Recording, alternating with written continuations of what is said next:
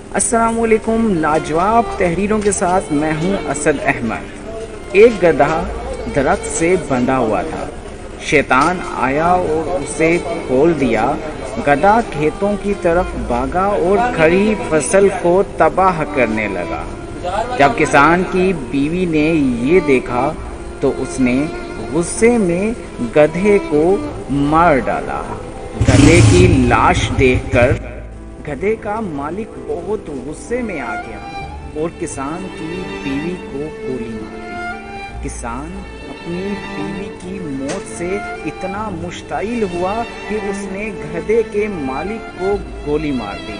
جب گدھے کے مالک کی بیوی نے اپنے شوہر کی موت کی خبر سنی تو غصے میں اس نے بیٹوں کو حکم دیا کہ وہ کسان کا گھر جلا دے.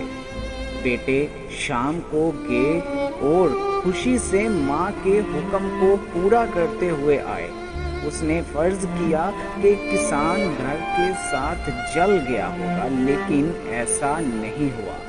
کسان واپس آیا اور گدھے کے مالک کے بیوی اور بیٹوں کو قتل کر دیا.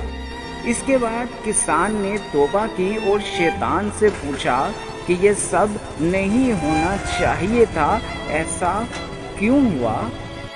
شیطان نے کہا، میں نے کچھ نہیں کیا، میں نے ابھی گدھا کھولا، لیکن آپ سب نے رد عمل ظاہر کیا، زیادہ رد عمل ظاہر کیا اور اپنے اندر کے شیطان کو باہر آنے دیا. اس سے سبق ملتا ہے کہ اگلی بار جواب دینے، رد عمل دینے، کسی سے بدلہ لینے سے پہلے رک جاؤ اور صرف ایک لمحے کے لیے ہی سوچو.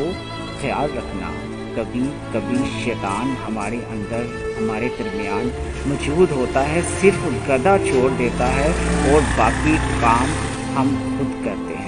روزانہ ٹی وی چینلز گدھے چھوڑتے ہیں، کوئی گروپ میں ایک گدھا چھوڑتا ہے، کوئی فیس بک پر گدھا چھوڑتا ہے. آپ اور میں دوستوں کے گروپوں میں اور پارٹیوں پر سیاست